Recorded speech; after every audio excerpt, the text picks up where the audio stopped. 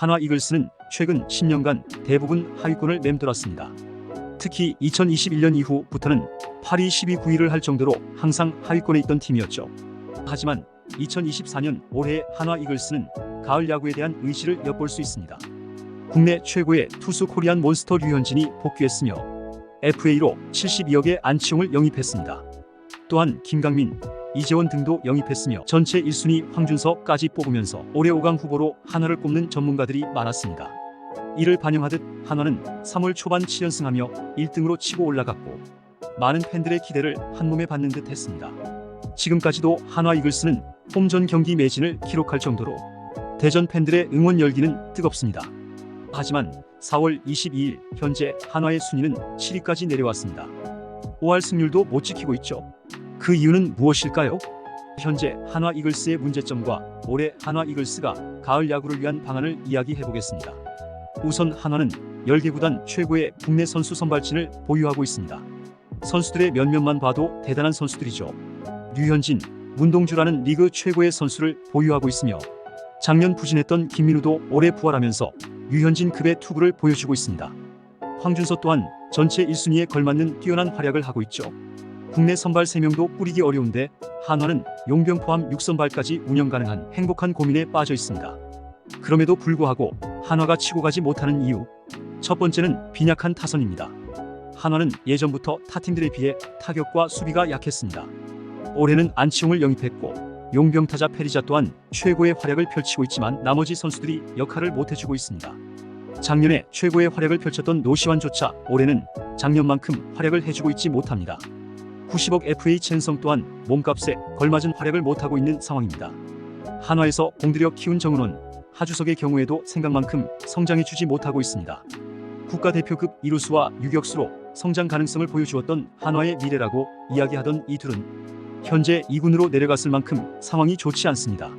외야의 경우 용병 페라자 선수를 제외하고는 사실상 붙박이 주전이라고 부를 만한 선수가 없습니다. 최인호, 이진영, 이원석 등 신인급 선수들과 이번에 영입한 김강민이 있지만 타팀에 비하면 무게가 떨어집니다. 내야도 마찬가지로 최은성, 노시환, 안치홍 외에는 문현빈, 황영목, 김태현, 김인환 등이 있지만 타팀에 비해 무게가 떨어집니다. 최은성, 안치홍, 노시환조차 이할 때 타율로 제 역할을 못하고 있습니다.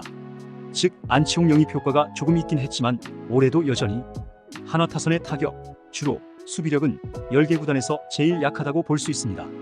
한화는 그동안 투수뿐만 아니라 유망주 타자들도 많이 모았음에도 이 정도 상황이면 한화의 육성 시스템의 문제라고 보입니다. 두 번째는 불펜진입니다. 한화의 불펜진은 양적으로 풍부합니다. 김범수, 이민우, 박상원, 장민재, 장시환 등 나름의 역할을 해줄 수 있는 선수들은 많지만 중요한 상황에서 믿을만한 필승조라 할 만한 선수는 현재 마무리로 보직 변경한 주현상과 한승혁 외에는 사실상 없다라고 봐야 됩니다. 한승혁 또한 최근 경기는 좋지 않았습니다.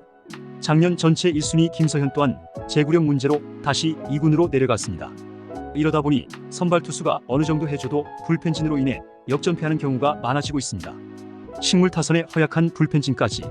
물론 기존 선수들이 3월처럼 다시 살아나는 것이 베스트입니다.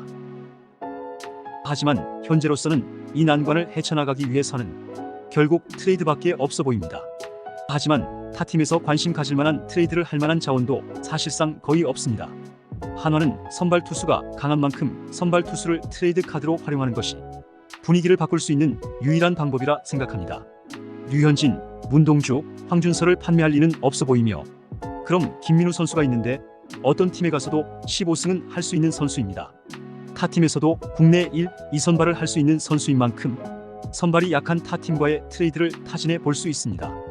물론 부상 전까지 류현진, 문동주보다 오히려 더 활약을 펼친 선수였기 때문에 한화 프런트도 김민우 트레이드는 쉽게 결정하기 어렵습니다.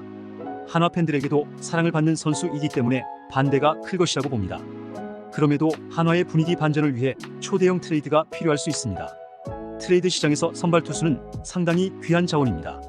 만약 선발 투수 1명으로 필승조 불펜 투수 1명과 노시환 뒤를 이을 3할 이상의 거포 타자까지 2명을 영입할 수 있다면 고민해볼 필요도 있을 거라 생각합니다.